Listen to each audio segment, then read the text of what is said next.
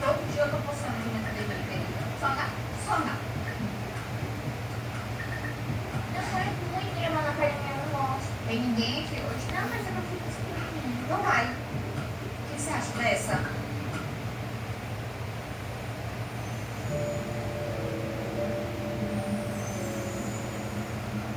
Eu acho ela muito bonita e ela tem um marido com ela, então eu mal tiro foto. Que histórias no post revela? Que outras histórias no post esconde?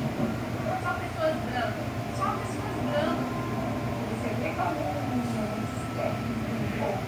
aí branco também, eles acham comum, pode fazer tudo. Falarem que eu pesquisar algo que não agrega em mim, eu não menti, desculpa.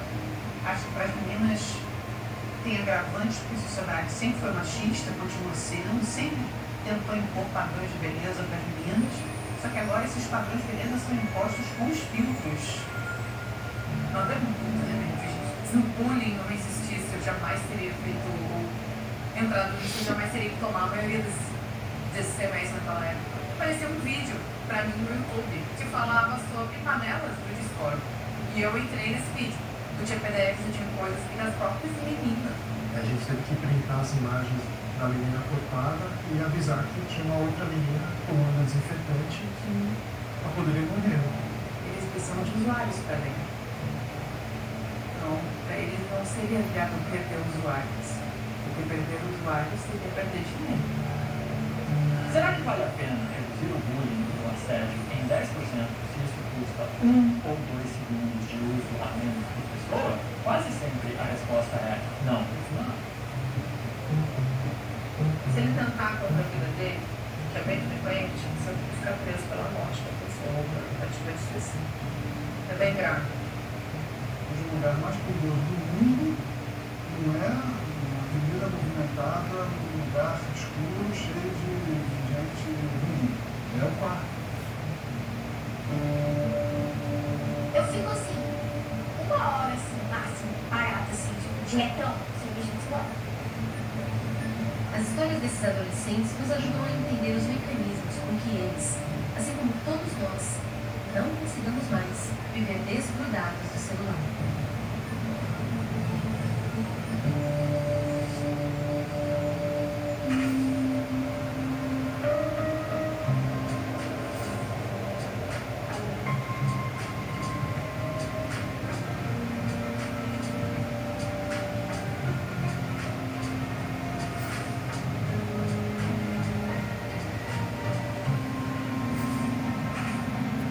As ilustrações deste filme são de autoria do artista polonês Paweł Kuczynski e foram animadas com o uso de inteligência artificial.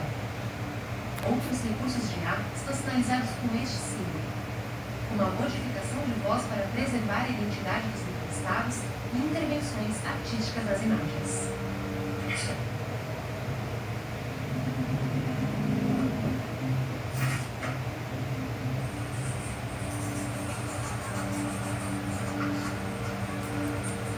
Essa história começa com 23 linhas. 23 linhas saídas da cabeça de um adolescente de 15 anos. Você consegue entender o que está escrito? Não tente paralisar a imagem. Não tente dar print na tela. Esse garoto não criou nenhum código revolucionário. Essas 23 linhas fizeram a escola onde o Enzo estuda chamar os pais dele para uma conversa séria.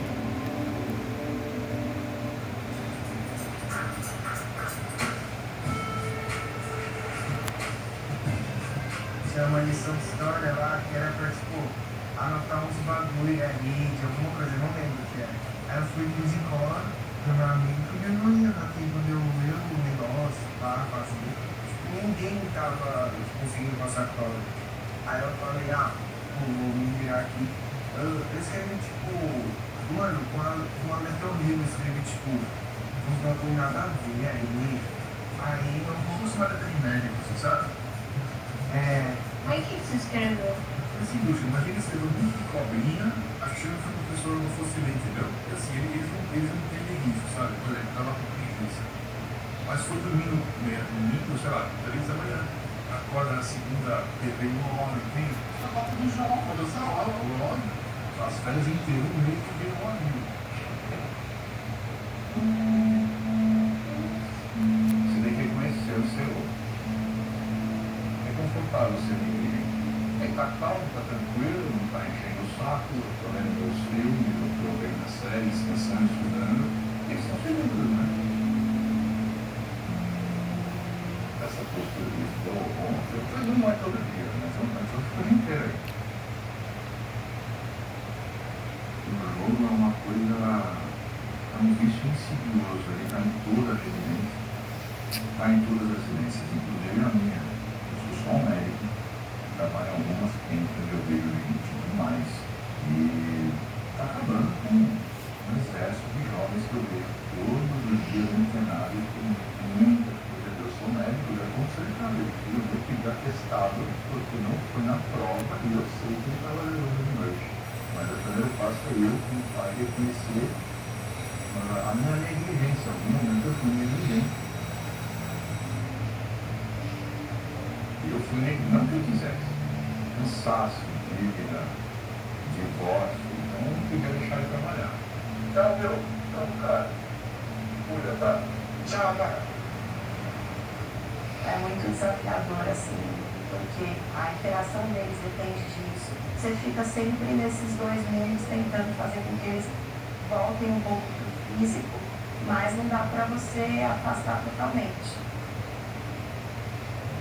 Às vezes, sei lá, fazer alguma coisa de lição, aí, sei lá, uma notificação de alguma coisa, alguma olhadinha. E o que é? Geralmente eu falo com Ah, sei lá, a mensagem de alguém. Sei lá, de notificação de aplicativo, sabe, TikTok, Instagram, ou de algum jogo, qualquer coisa. Não é um problema de aprendizagem, não é uma dificuldade de aprendizagem. Pelo contrário, é uma falta de engajamento com o estudo.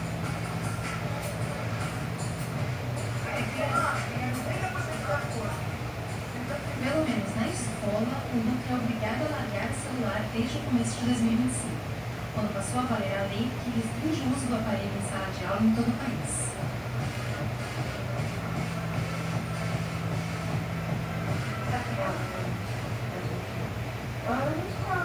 Caraca, eu sou pra caramba.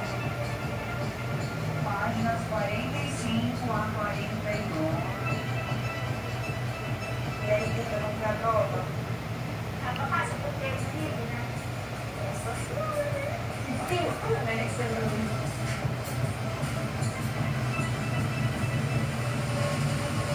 O dedinho dela é torto. Para. Mostra. O dedinho dela é torto de tanto segurar assim o celular, ó. Aqui, ó, esse aqui, ó. Mostra esse. Não, esse. Não, mostra o normal. Esse é o normal. E agora o outro dela é tortinho.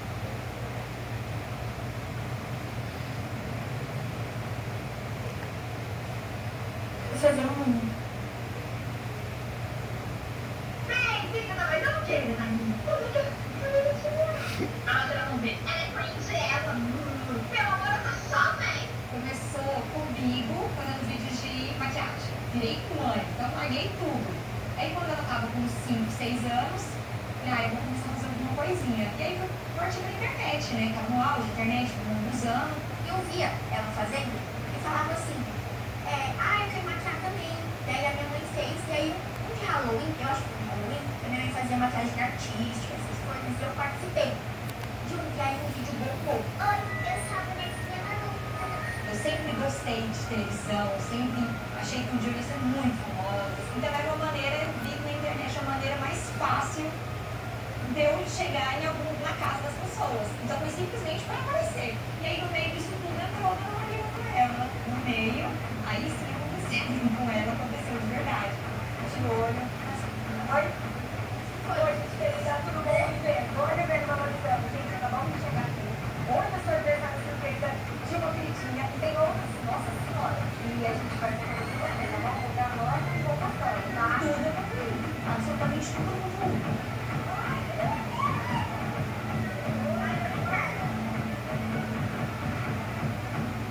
Hoje é uma noite também. Vai comer um vídeo.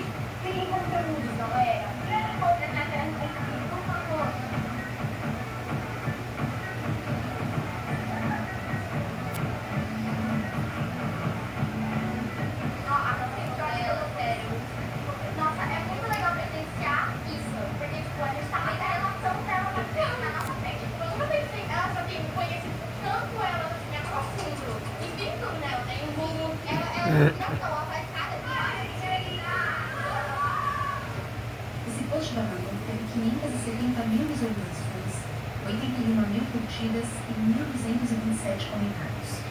Entre eles, por que eu não sou assim? Eu sou tão sem graça. A dor da comparação. O comentário mais curtido. Eu preciso mudar. Com 13.019 interações. É também o comentário que gerou mais respostas. Uma lista grande de precisamos. Eu. Vamos entrar aleatoriamente em um desses perfis. Banguinho. A foto é de uma atriz estrangeira.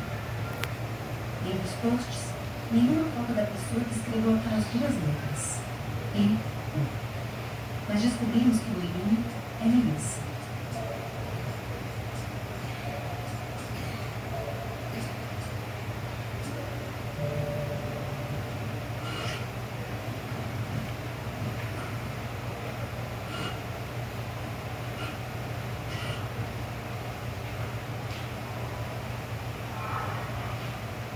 Você conhece a Manu desde quando?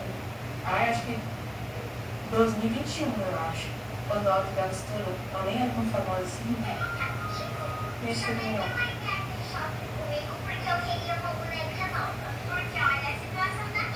Vocês têm que pensar juntas. Sim, eu sei.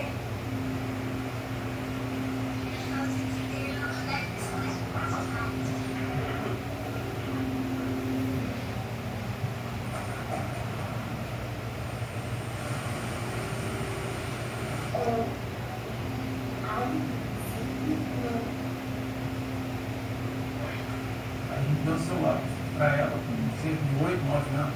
Deixou de ser criança para estar no celular. Deixou de brincar, deixou de fazer atividade esportiva, ia comigo na praia surfar, ia caminhar comigo. Era uma criança que, se a gente fosse em qualquer lugar, no ambiente ali, as pessoas descansassem um pouco. Descansar, a gente descansa em casa, a gente queria se divertir, então ela tinha interação muito gostosa com os lugares, se divertir, de conversar. Hoje, eu tenho isso que eu não vou fazer nada esse celular, porque tudo que faz, tudo, tá com o celular na mão, né? Isso, de vez em quando eu falo pro celular, né? Não presta atenção, olha ali. Vai, Melissa, você vai ter que dar isso da hoje, uma caixa cheia, bota lá.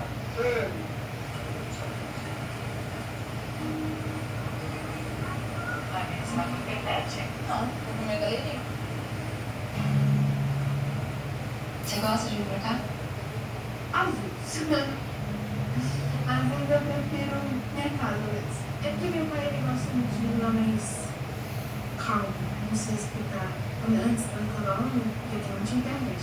Mas aí os vizinhos ficavam me chamando pra ir brincar. Aí eu, adeus, telas, aí eu sinto falta. Mas agora tem internet, então. É que é boa. Se tivesse buscando na internet algo que agregasse para a vida dela, para a profissão dela, o futuro dela, não, mas você vê lá que coisa fora da realidade, é muito fantasia que se vive na internet, não é o que se tem. Se falarem que eu pesquisar o que não agrega em mim, eu não menti, desculpa. Porque então é uma coisa superficial que você vê de mim. Igual, tipo, às vezes eu paro pra falar que minha mãe sabe transtorno. Se eu pesquiso transtorno, você superficial como você pensa. Vejo vídeos de psiquiatras, pesquiso transtorno com transtorno. Tem gente que me pergunta tal coisa. Ei, isso aqui. Livro, às vezes uma palavra, pesquisar fundo. Vocês pensam que não. Ah, estudar até a vida, não está nada, está melhor. Eu tô com raiva, é muito pior. Não tô com raiva. Eu acho que ele sente muito falta mais dessa parte dela, que é a vida do quarto, porque ela cresceu, eles jogavam juntos, não era pra qualquer hora, era qualquer lugar. Então o tempo todo ele estava ali. Eu acho que ele sente um pouco de falta desse sentido. Mas ele tem que lembrar que eu sou outra pessoa.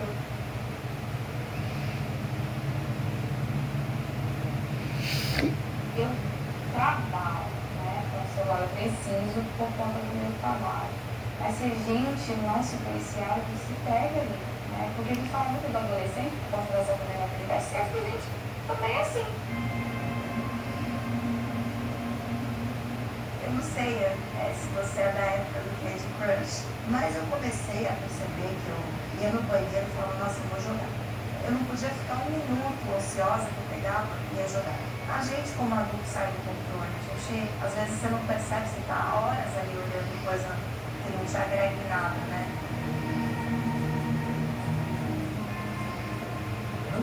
eu mesmo sou viciado nesses aparelhos eletrônicos. É muito difícil não usar, porque sempre queremos ver o próximo update ou a próxima notificação. Você tem filhos? Tem. O que é muito interessante é se você falar com pessoas que trabalham aqui no Vale do Silício, não é comum essa pessoa dar com uso livre para as crianças. A gente entende que não é uma coisa boa para as crianças. Por que você saiu da NEC?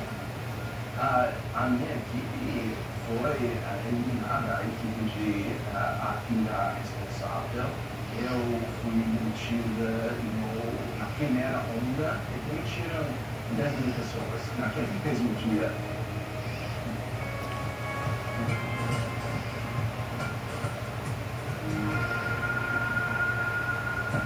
Desde que você saiu, qual é o movimento que você vê na empresa assim, em relação à transparência? Então, eu acho que todas as empresas de tecnologia agora, os Big Techs, estão procedendo agora e fazendo menos para proteger a sociedade.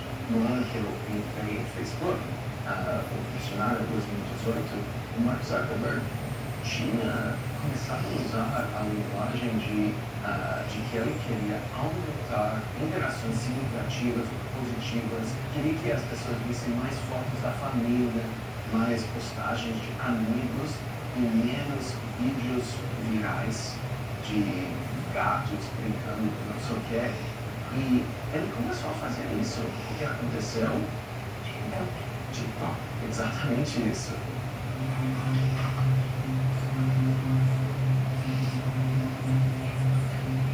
TikTok chegou e entrou e passava só os vídeos virais.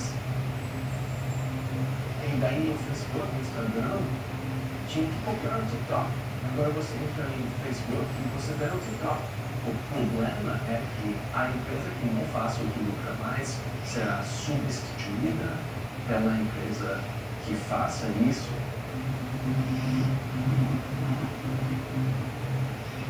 Você usa mais qual aplicativo? TikTok. Quanto tempo você fica no TikTok por dia?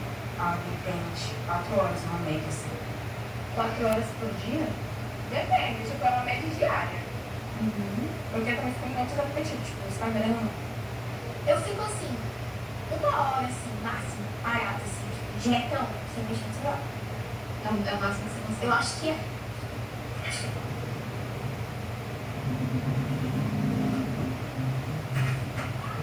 Eu não consigo limpar. Vai ficar bastante. Amigo, eu não consigo. Então, ela tá fazendo trabalho. Já rolou? Já ouvi falar, você tá conseguindo levar trabalhar? Não, nunca falaram isso. Eu acho que porque o nosso conteúdo sempre foi muito divertido. Eu acho que as pessoas nunca encararam ver a Manu trabalhando. Todos os vídeos ela tá sempre se divertindo, desde muito pequena. Vem, Manu! As pessoas ficavam, ai meu Deus, ela devia aproveitando, essa menina não tem infância, essa menina não tá na escola. Eu falava, gente, não é possível que vocês acham que um vídeo de 1 minuto reflete 24 horas do dia da minha filha. O Davi vai e você vai estar filmando ele. Aí ele vai te entregar o celular, você entendeu? Aí vai entregar o celular, vai colocar. 3, 2, 1, vai! Você considera que você faz um trabalho? Com certeza. Porque eu faço minhas conversações, eu ganho dinheiro pra mim, eu considero um trabalho. Manu, faz essa, ó. Maria Manuela. Ela tá surda também, ela ficou surda. Olha aqui, ó. Vai. Vai estar todo mundo gravando. Meu, né, gente? Nossa, mas é a música inteira. Não, eu fiquei tia aqui, tá? Não vai pegar, vamos lá. Não, juro por Deus, é a última que tá encapando. Não, eu fiquei tia. A internet, ela quer pessoa bonita, ela quer pessoa jovem, ela quer uma pessoa. Ela quer, então por mais que a gente fale, ai, não é. Ó, gente, querida, Mas uma hora vai chegar. É óbvio que vai. Não tem como. Aí a gente vai colocar uns botox na cara, uns estimulador. Uma hora vai derreter, gente. Uma hora vai cair, uma hora vai. Não tem como. A Amanda fez Flower Brows, ou Flower Lips, e também fez Lash Fitness. Ela foi pela aquele glow up de volta às aulas, que inclusive começa amanhã. Gente, eu nunca fiz pretinho, mas só aqui embaixo. Tem questão de preto com branco. Sou eu e aqui, que com certeza vocês ficarem bem branco, né? Digo.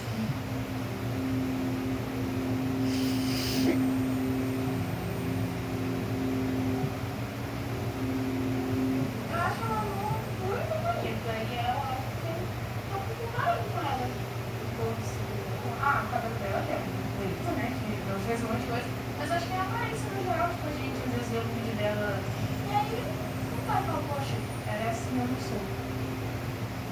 Mal posso sobre mim, porque eu não consigo postar conteúdo claro assim, não. É mal tipo mal.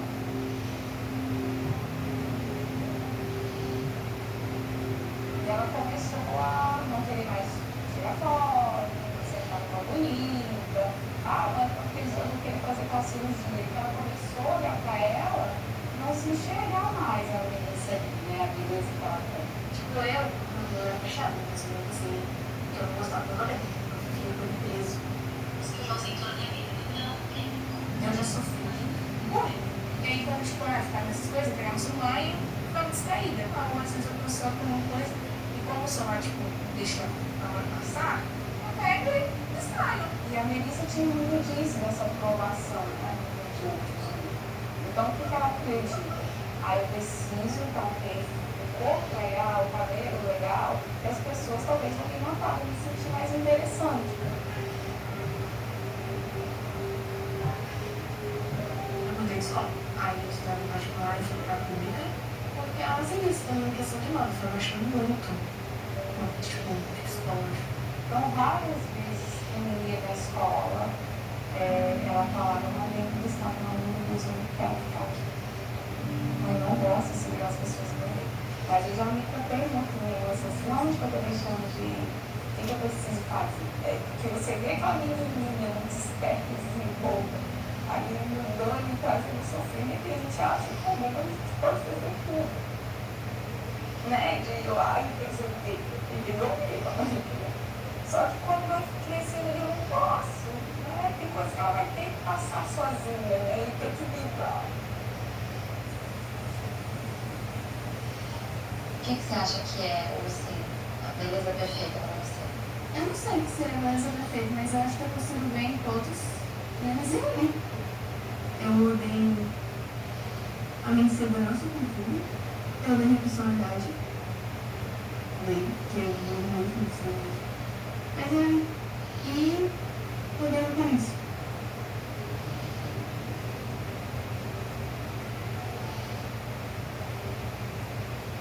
Eu me identifico com a Jenna nessa questão de tipo, ela tem uma autoestima péssima. E nem sou identificada. Sim, eu me vejo nela nessa questão. Sim. Ela se acha feia. E eu fico. Ela sofreu bullying.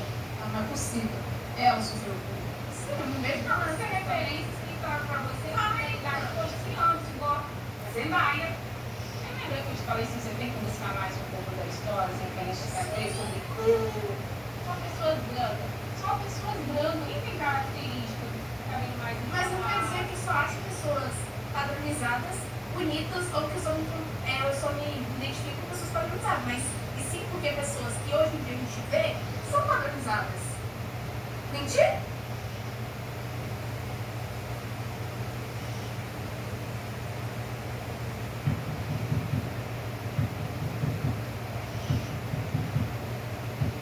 Acho que para as meninas tem agravantes, porque a sociedade sempre foi machista, continua sendo, sempre tentou impor padrões de beleza para as meninas, só que agora esses padrões de beleza são impostos com os filtros. A gente ouve relatos de meninas que estão tão acostumadas a ver a imagem de si próprias na rede, com filtro, com maquiagem, que tem vergonha de sair na vida real sem aquela maquiagem e sem aquela produção, porque vão identificar que ela não é exatamente daquele jeito que a rede social mostra essas meninas. Eu vi você dando filme. Por que quem vai aparecer mais esse sonho? Nossa, eu fiquei muito ridícula.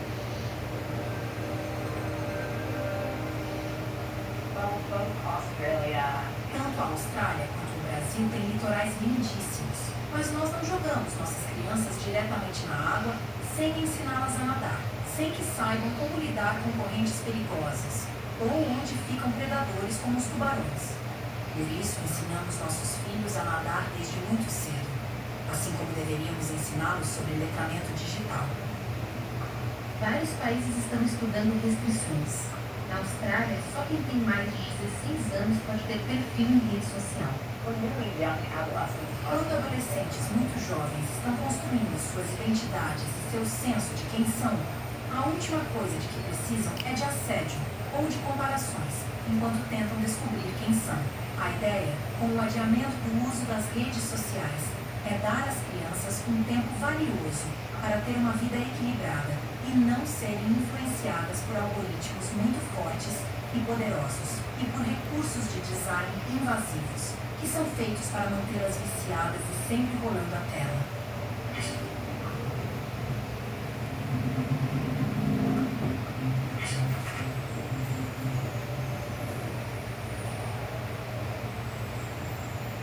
Todas essas plataformas, como as redes sociais, TikTok, Instagram, Snapchat, os vídeos curtos do YouTube também, todos esses aplicativos eles têm uma coisa chamada algoritmo, que é um modelo de negócio, que funciona essencialmente para nos manter dentro daquela plataforma.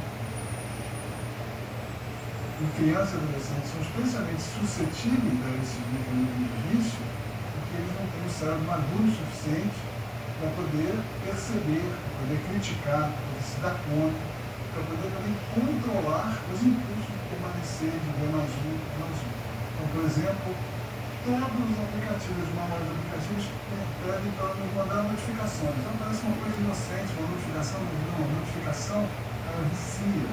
Quando um adolescente recebe uma notificação do Instagram, do TikTok, fulano postou um vídeo, venha ver, vem comigo, você é nosso, você faz parte do nosso grupo. Isso para um adolescente é essencial, ele está sendo reconhecido, ele acha que está sendo reconhecido, ele percebe como se estivesse pertencendo a esse grupo. E muitas vezes adolescentes recebem 1.000, chegam a 4.000 notificações por dia. Não há possibilidade do cérebro funcionar direito sendo interrompido com tanta frequência. E o mais grave, o algoritmo nos engaja, nos engancha para o vício através de conteúdos que, em última instância, vão ser nocivos.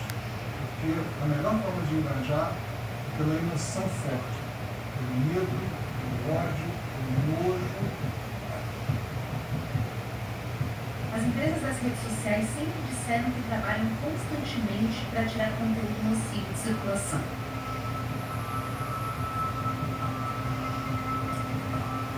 Mas dois ex-moderadores de conteúdo contam uma história um pouco diferente. É uma coisa assim que gera bastante trauma, né, inicialmente, porque é exatamente fazer o filtro para que as outras pessoas não se traumatizem, entendeu?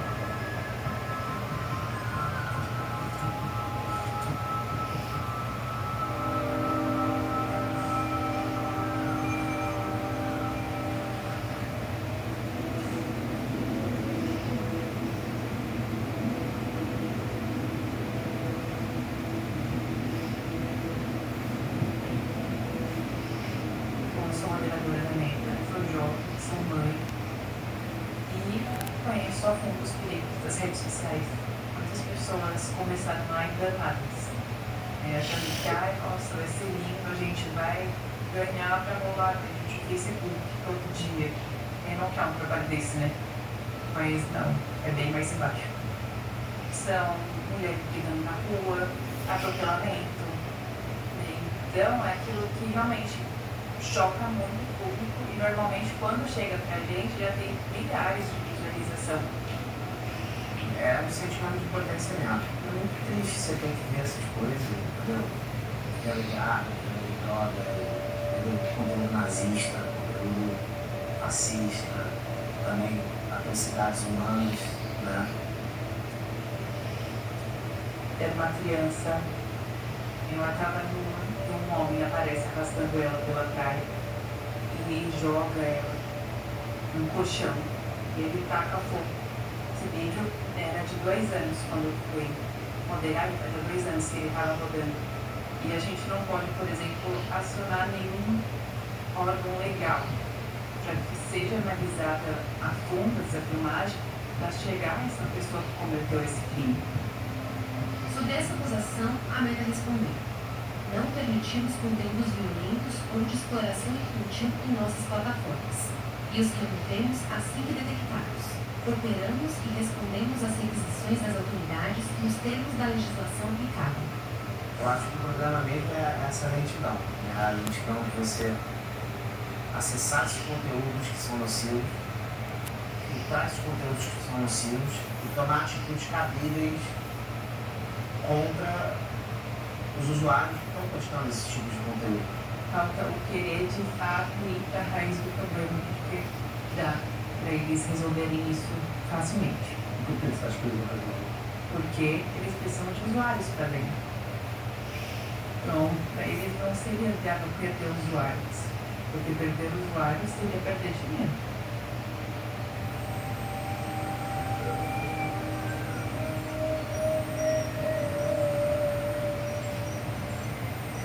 A gente sabe que essas plataformas têm muitos pesquisadores dentro, trabalhando, sempre tiveram, inclusive sempre foram empresas que falaram que eram empresas de inovação, que iam atrair grandes talentos, pesquisadores, etc. A gente sabe que rodam pesquisas lá dentro, mas fato é que alguns pesquisadores que trabalhavam dentro dessas empresas saíram e revelaram esses estudos, vazaram esses estudos, e muitos pesquisadores estão fazendo uma espécie de engenharia reversa, quer dizer, não estavam ali fazendo experimento para desenvolver a tecnologia, mas fazem experimentos a posteriori para entender, dada aquela tecnologia, qual é o efeito que está tendo nas pessoas, nos usuários que estão utilizando, fazendo grupos de controle, comparando grupos que usam e que não usam. Então, tem muitos estudos no mundo inteiro mostrando que há essa correlação. Esses documentos vazados por ex-funcionários da Meta em 2021 ficaram conhecidos como Facebook Papers. 3 anos depois, em uma audiência no Senado americano, o conteúdo dos documentos voltou à tona e Mark Zuckerberg foi questionado sobre o que eles revelavam.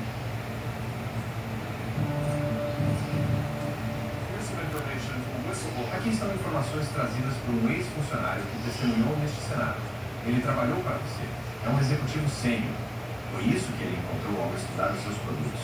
Por exemplo, entre meninas de 13 a 15 anos, 37% relataram ter sido expostas a conteúdo sexual indesejado na plataforma nos últimos 7 dias.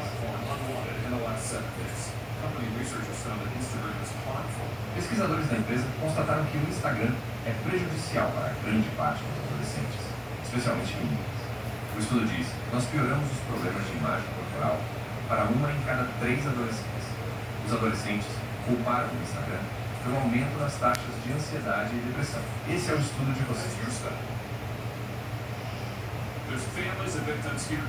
Há famílias de vítimas aqui hoje. O senhor pediu desculpas a elas? Gostaria de fazer isso agora? Elas estão aqui. O senhor está na televisão nacional.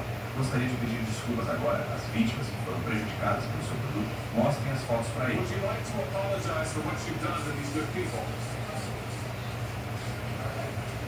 Sinto muito por tudo que vocês passaram. É terrível.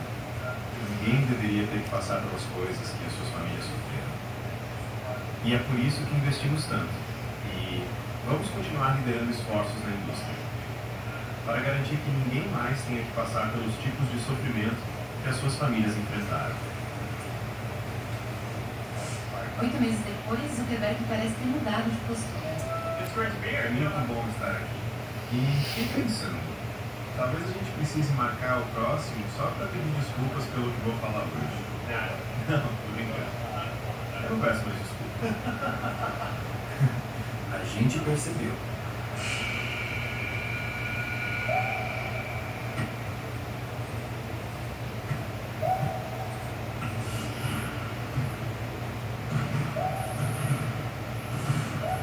Esse jogador amador de basquete toda essa história bem de dentro.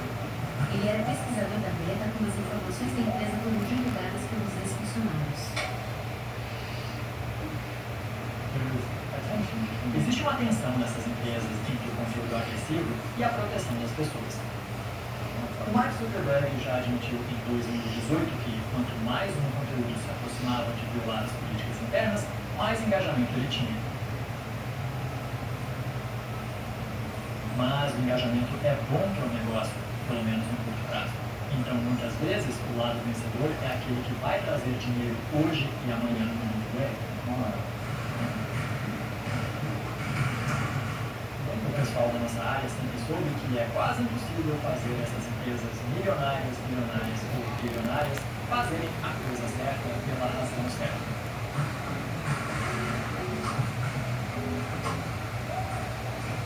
A prioridade deles é tempo de tela.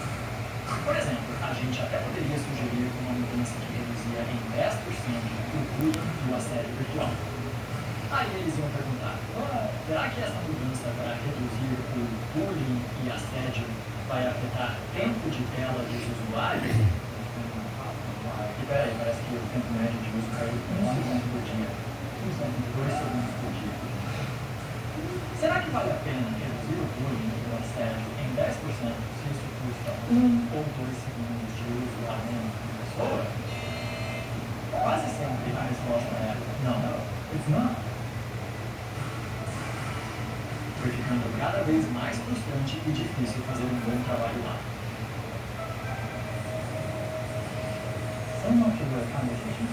Grande parte do debate, especialmente nos Estados Unidos, não é sobre remover conteúdos realmente nocivos, mas sobre dizer não queremos que as crianças vejam isso. Mas afinal, o que isso significa? Proibir tudo? A China decidiu limitar alguns jogos online depois que viram que os jovens estavam passando muito tempo neles. E os chineses colocaram regras bem rígidas de uso dos games. Mas depois de um tempo, os servidores onde estão esses jogos online seguiram registrando a mesma quantidade de acessos. O que acontece quando você diz para um adolescente, não faça isso? Eles fazem e não contam para os pais. Eles dão um jeito de driblar a regra.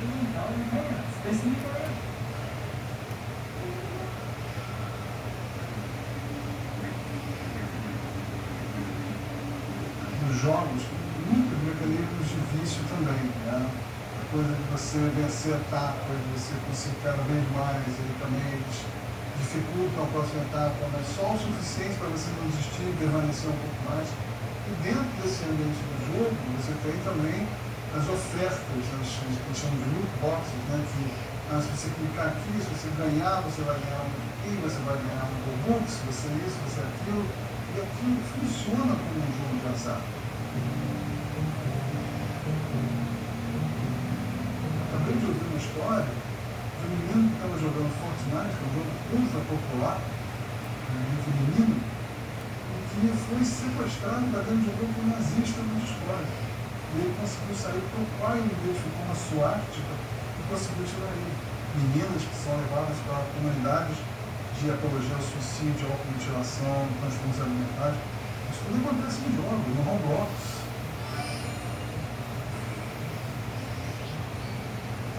Em janeiro deste ano, o Roblox tomou algumas medidas para evitar conversas entre adultos e crianças na plataforma. Agora tem que fazer reconhecimento facial para entrar. Quem tem menos de 9 anos só pode ter conversas privadas, os chamados chats, com autorização do responsável.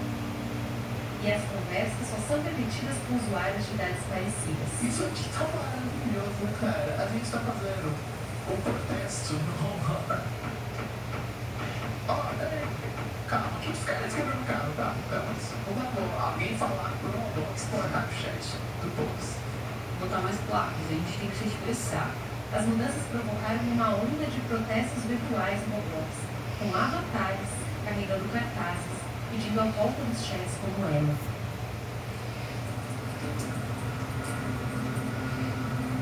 Hoje o lugar mais perigoso do mundo não é uma avenida movimentada, um lugar escuro, cheio de gente ruim. É o quarto. O quarto é mais perigoso do que isso. O quarto no celular e no computador, sem nenhuma supervisão. O crime se mudou completamente.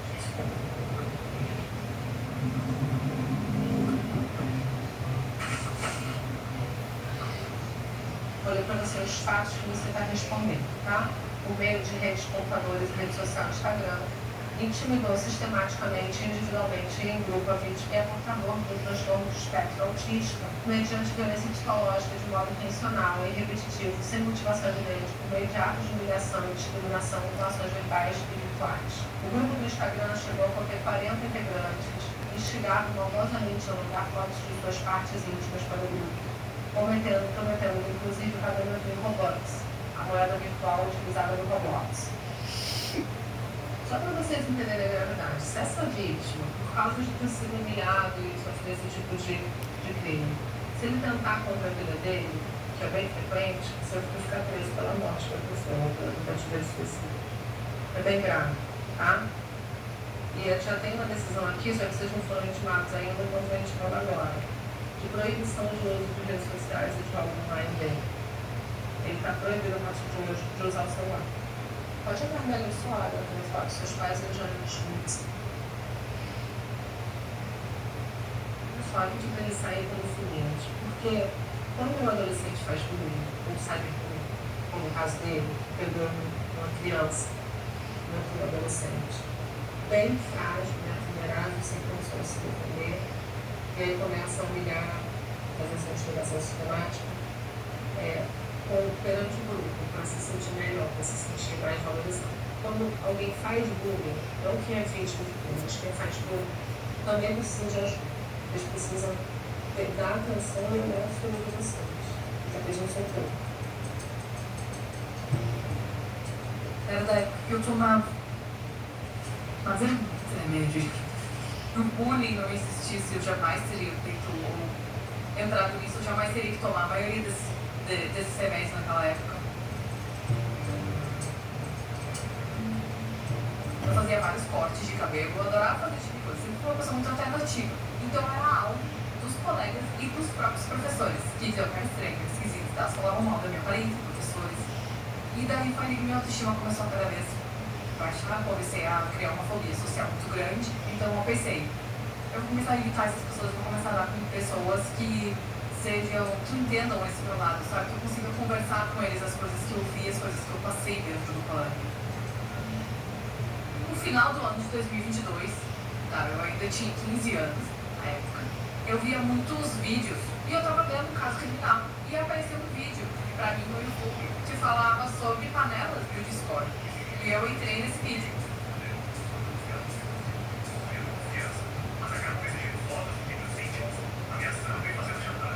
E eu pensei, cara, não pode ser, eu vou entrar nisso daí.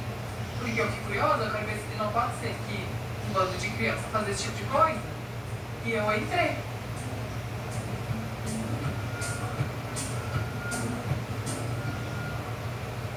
O Discord não foi criado para cometer crimes. E tem até hoje muitas pessoas que usam o Discord para fins ilícitos. Tem muito professor que usa para grupo de estudos, para aulas online, às vezes por sim para vestibular. Só que o Discord, como eu disse, ele tem esse desenho perfeito para ser palco perfeito para cometer crimes. Primeiro porque não tem moderação de conteúdo.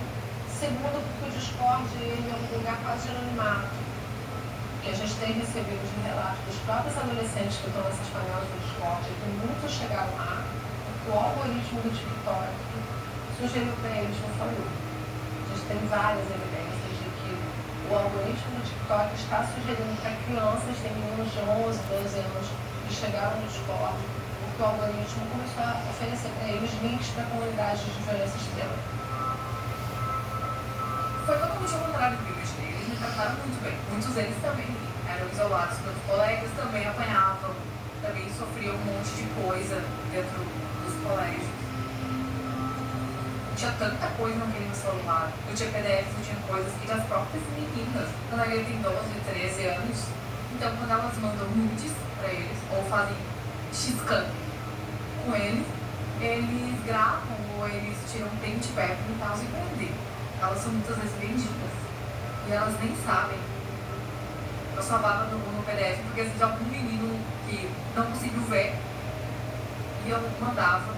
E eu fazia esse tipo de coisa, eu não tinha noção do que eu estava fazendo.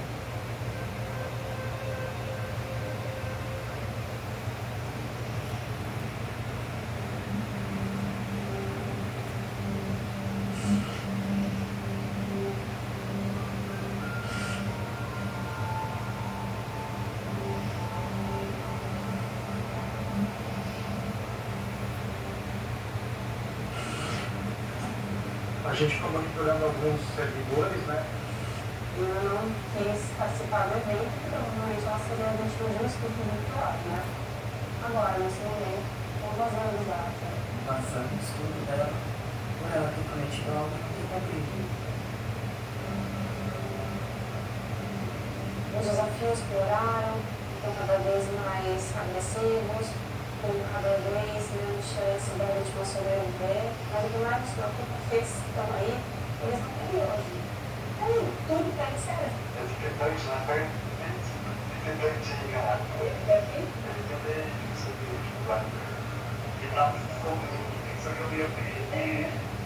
A gente já tinha feito 2 pedidos de emergencial para derrubado. Você vê que está acontecendo ainda. Eles não tinham derrubado ainda. A gente teve que printar as imagens da menina cortada e avisar que tinha uma outra menina tomando desinfetante que poderia beber. Esse foi um evento que foi previamente anunciado na plataforma e nós imediatamente, através de um canal emergencial, acionamos e avisamos a plataforma: olha, vai acontecer um evento, porque os eventos sempre são criminosos, né? A gente avisou com uma antecipação de horas e nada foi feito. Não derrubaram o servidor. No mínimo que a gente tem que cobrar, a gente como Estado, como poder público, cobrar também as plataformas, né? Eles, o que a gente vê aqui é nítido. A gente tem conteúdos aqui, servidores escritos por pornografia infantil, sem um arroba, nada para enganar o algoritmo, ou seja, porque é zero direção. Né? Eles não fazem a mínima questão de derrubar o servidor deles. A gente tem muita criança aqui, de 7, 8, 9 anos, muita criança no YouTube. O que a gente vê, assim, conteúdos que deveriam assustar qualquer pessoa, até adultos, que deveriam causar medo, aversão, qualquer pessoa, e que causam a nós. Tipo, outro dia eu fiz uma audiência em que um gato foi torturado durante 3 horas. Me fez muito mal, assim, foi muito difícil. E os adolescentes não sabem nada. A minha mãe percebeu que eu estava uma pessoa muito perigosa para mim mesma. Eu tentava suicídio o tempo inteiro. Fora automutilação e tudo mais. E a minha cabeça estava muito fraca, então eu fazia mesmo. O cérebro tem um mecanismo de proteção. Ele vai criando tolerância àquele conteúdo. Quando vai ficando desensibilizado, é uma forma de não sofrer, é uma proteção até para não enlouquecer de ver aquele conteúdo horrível.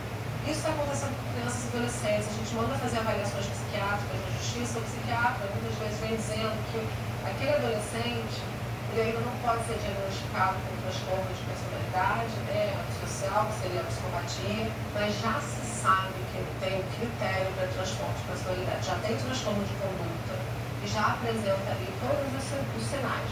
Não tem remorso, não tem empatia, não tem sensibilidade, não sente dor, não se arrepende de nada. Então, assim, já tem ali uma geração se tornando psicopata.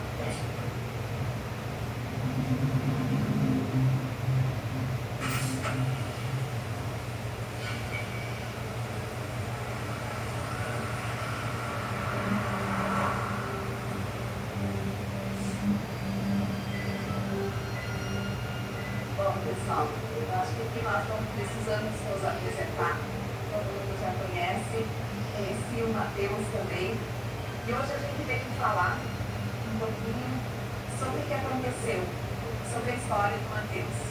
A gente costuma começar contando quem era o Matheus, o que ele fazia, como ele era como amigo, como aluno. Essa parte que hoje vai, o que vocês conheciam do Matheus. Vocês sabem como ele era. Aqui estão os colegas, os amigos, professores de expressão. Então você sabe da criança maravilhosa que ele foi e das coisas boas que ele deixou na vida de vocês. Ele era muito alegre, me trazia um sentimento totalmente diferente dos outros. Ele era um dos meus melhores amigos. Eu sempre contava com ele, o Matheus, pra mim, ele sempre significou isso. Qualquer um que podia estar do lado dele sempre sorria. Tem no telefone dele um vídeo dele voando de paramotor no aniversário dele no ano passado, em novembro.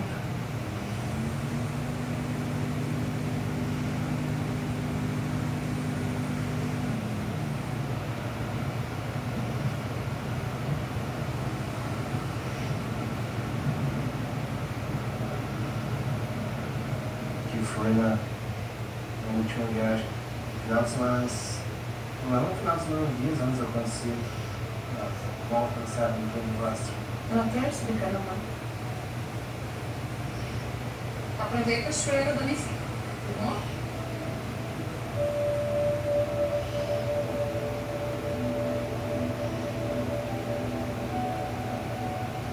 A gente fez um altar também, com as nossas orações, também com a imagem dele. E por que tá nessa página? Justamente por ser a oração do Vicente, né? Que inocente, que ele era inocente, ele era uma criança, ele foi vítima, ele tinha sua inocência de criança ainda, né? Ele foi vítima.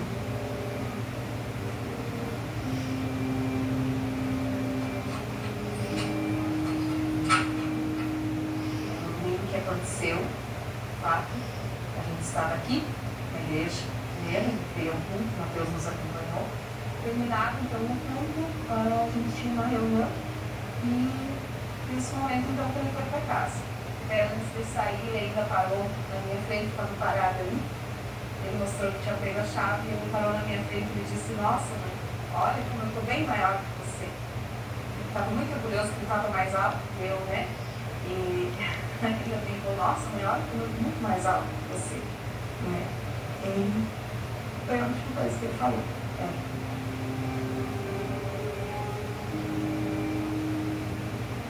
10h41 com 24 segundos. Chega, abre a porta, normal. Coloca a chave na porta do lado dele, que a gente sempre fazia. É aqui a hora que a gente chega, depois do. Mas você já sabia? Não. Aqui Não sabia? Não, porque vai ser ele, tá? No portão para eu guardar o carro.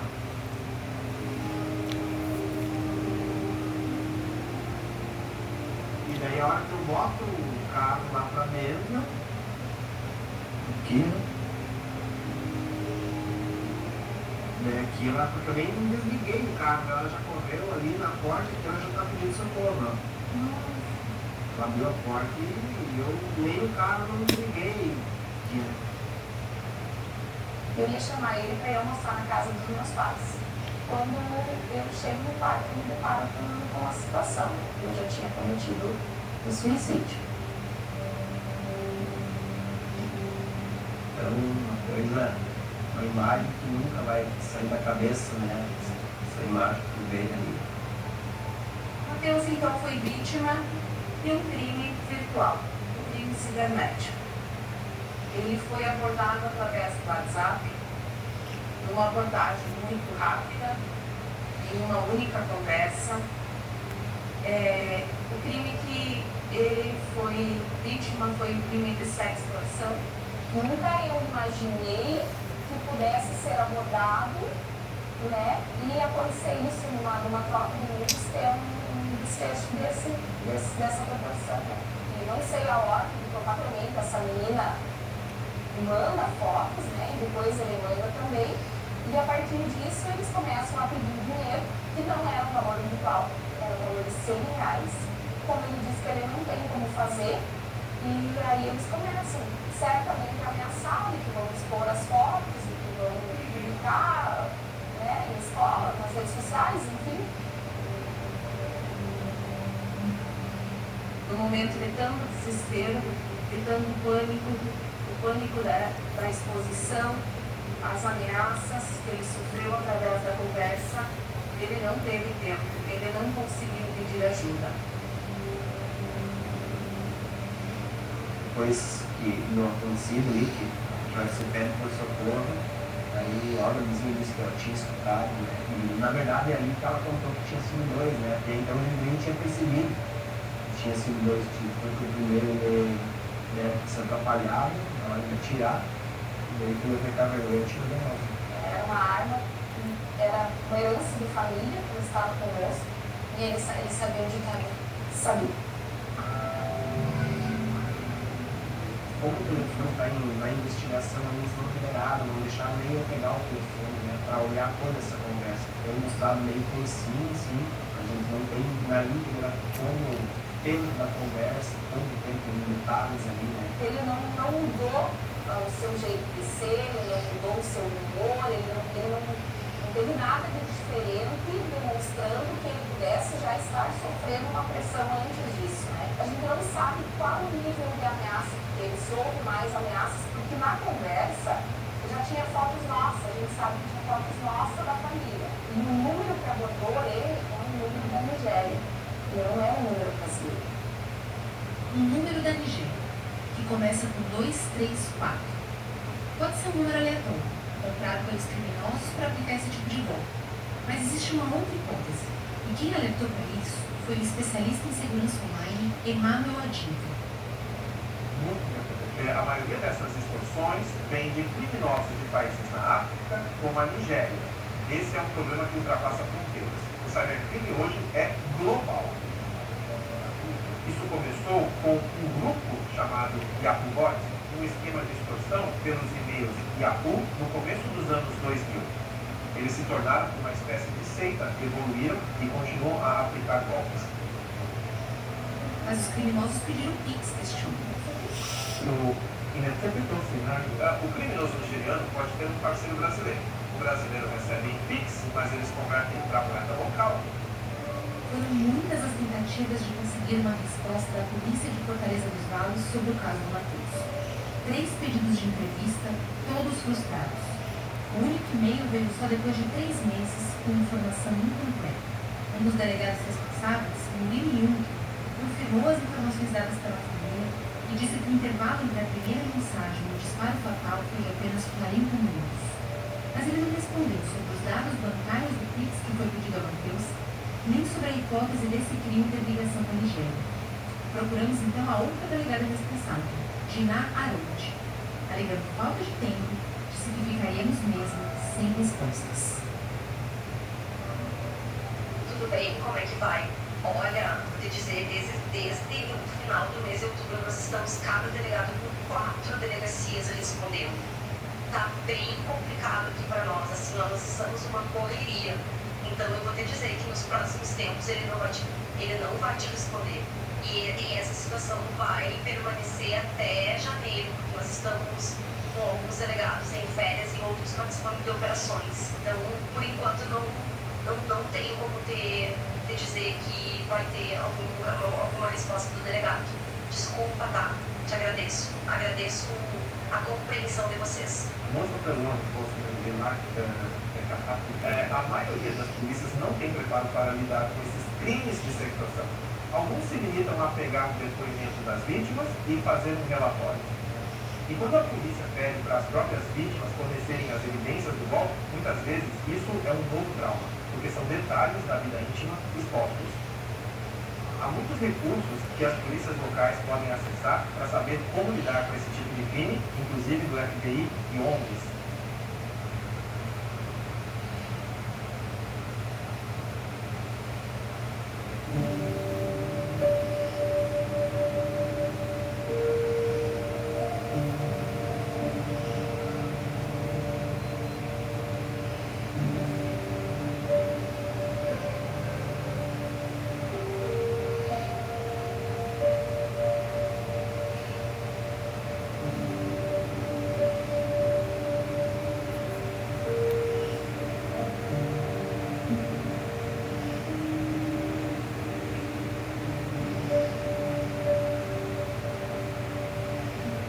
Pai e mamãe esperam.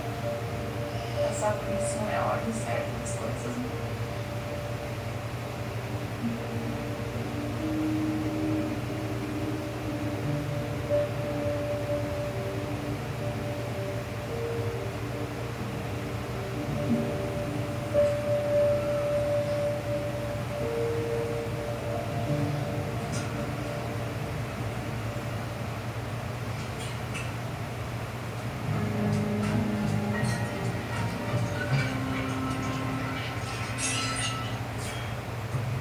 Que é tão difícil dizer não. Sei lá, medo de desagradar, atenção. Me parece gentileza pode revelar questões mais profundas. Às vezes a gente aprende a se relacionar pensando que se aqui dentro esse mundo que não usa muito. No segundo episódio da série Sobre Nós, Thelma discute os motivos e os efeitos de nunca contrariar as expectativas. O que vai acontecer, Sansela? Domingo, fantástico. Ela depois do Domingão do Hulk.